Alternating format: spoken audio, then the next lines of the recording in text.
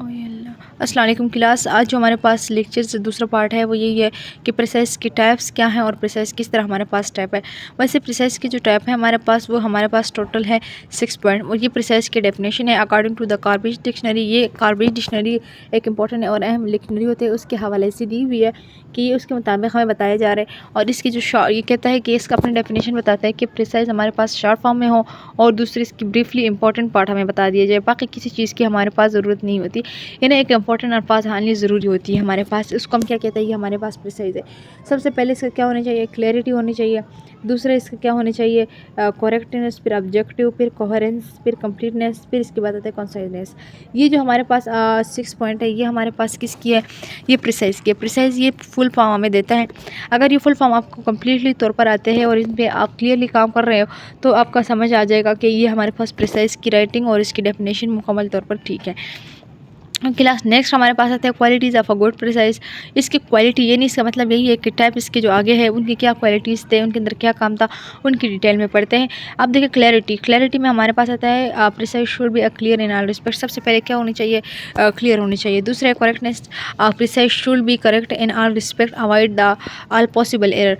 यानी जो हमारे पास प्रिसाइज है, यानी जो हमारे पास लिखा हुआ चीज़ है वो क्या होनी चाहिए, करेक्ट होनी चाहिए, बिल्कुल ठीक होनी चाहिए।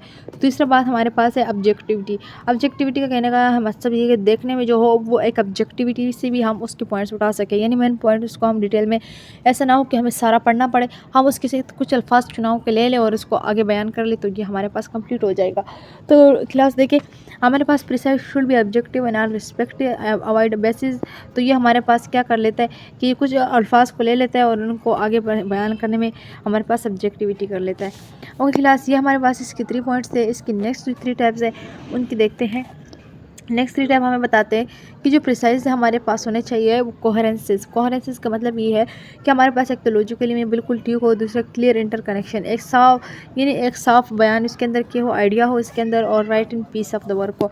यानी टुकड़ों के अंदर जो कवर किया हुआ है हमारे पास, जो हमारे पास राइटिंग है वो टुकड़े के अंदर तो कवर हो चुका है, लेकिन हमारे पास वो टुकड़ों के अंदर भी उसको कंप्लीट किए तौर पर हमें बयान की गई है। तो इसको हम क्या कहते हैं कि हमारे पास कोहेरेंस है।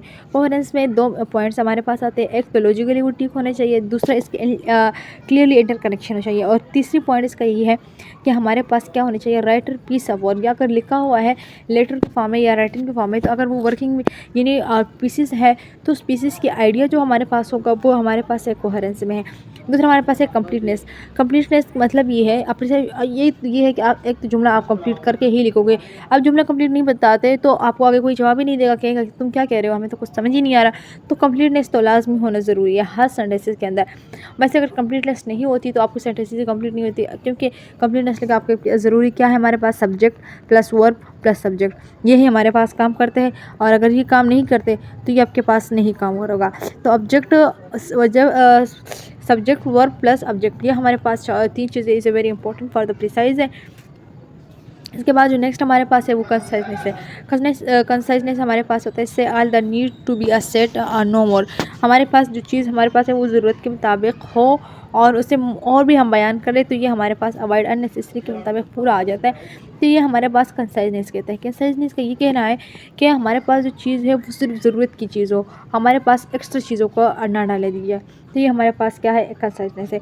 अननेसेसरी चीज़ों को ना डाला जाए और हमारे पास क्या हो, no more thinking about for the anyone about checking या वर्ड्स पेजेस या पैराग्राफ के बारे में, नो, बट हमारे पास सिंपल से ऑल द नीड वर्ड्स, हमारे पास सिर्फ नीड वर्ड्स होने ज़रूरी है। ये हमारे पास कंसाइजनेस है। आई hope class you can be understand for the lectures and precise writing is important talks। एक तो हमारे पास इसका टेबल मैंने दिया हुआ है, ये टेबल जो है बहुत ही इंपॉर्टेंट, और इसकी जो वर्किंग है वो आप देखें।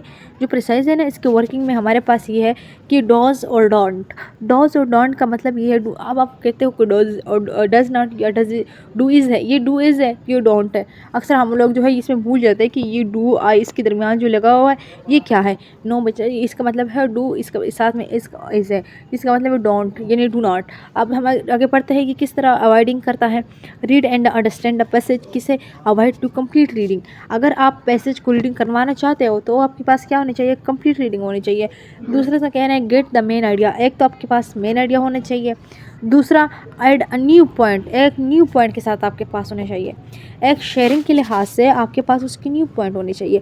यहाँ आप आइडिया ले रहे हो, यहाँ वो कह रहे हैं हमें न्यू पॉइंट की ज़रूरत है, तो न्यू पॉइंट आपको आपके मुताबिक न्यू पॉइंट देना होंगे।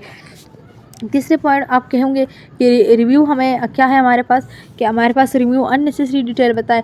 रिव्यू अननेसेसरी डिटेल का मतलब यहाँ पर ये है कि आप जो है जो अल्फाज आपके चुनाव में हैं अननेसेसरी डिटेल, जो हमारे पास ज़रूरी नहीं अल्फाज है, आप use the figurative and flowery language, उसको आप एक फ्लोरी लैंग्वेज अल्फाज में बताइए, लैंग्वेज में बताएं। तो यानी जो चीज़ ज़रूरी हमारे पास नहीं है उसके लिए आपको ये ज़रूरी है कि आप उसे यूज़ टू फिगरेटिव। फिगरेटिव का कहने का मकसद यही है कि आप उसे एक अलग लफ्ज़ या वर्ड्स में बयान करें, या एक पैराग्राफ किया इसका लाइन लगा के, या एक सिंपल कोई और राइटिंग बना के हमें बता दिए जाए। तो ये आपके पास क्या है, रिव्यू अननेसेसरी डिटेल। अब हमारे पास जो चौथा फॉर्म, तीसरा फॉर्म लास्ट में है वो compress the text. Compress text का मतलब ये है कि बी बेस्ट, उस चीज़ की बुनियाद होनी ज़रूरी है। अगर उस चीज़ की बुनियाद ही नहीं है तो आपके पास कंप्रेस द टेक्स्ट का क्या मतलब हो सकता है, ये आपके पास फालतू और ख़राब है। तो क्लास ये इंपॉर्टेंट वर्किंग यहाँ पर यही है कि आपके पास कंप्रेस द टेक्स्ट होने चाहिए। दूसरा हमारे पास रिव्यू अननेसेसरी डिटेल, पहला ये तीसरा हमारे पास यहाँ पर है गेट टू मेन आइडिया। जो लास्ट पॉइंट है वो हमारे पास read and understand the passage को, हम जो हमारे पास अंडरस्टैंड पैसेज है उनको हम ना देखें। तो ये हमारे पास सारे क्या कहलाता है, ये हमारे पास प्रिसाइज राइटिंग है। आई होप क्लास जो प्रिसाइज राइटिंग हमारे पास इंपॉर्टेंट वर्क था ये टेबल है। अगर इस टेबल को आप ध्यान दोगे तो आपका जो कवरिंग है वो इजीली तौर पर हो जाएगी और आप इसी को इजीली समझोगे। आपकी जो टेबल में है वो ये कह रहा है कि हमें गेट मेन आइडिया, तो ये कह रहे हैं एड अ न्यू पॉइंट, वो न्यू पॉइंट के साथ होने चाहिए। तो I hope class you can be understand this points, you can be are table is very important for the attempt on the precise writing with be any one chapters letter applications, इसके बाद ऐसे summarization. तो ये precise writing is a very important part है आपके पास। अगर आप उसे शॉर्ट फॉर्म में बताते हो तो आपके पास यही चीज़ें होनी ज़रूरी है। Okay class, Allah Aman, my lecture can be share with the fellow and friends.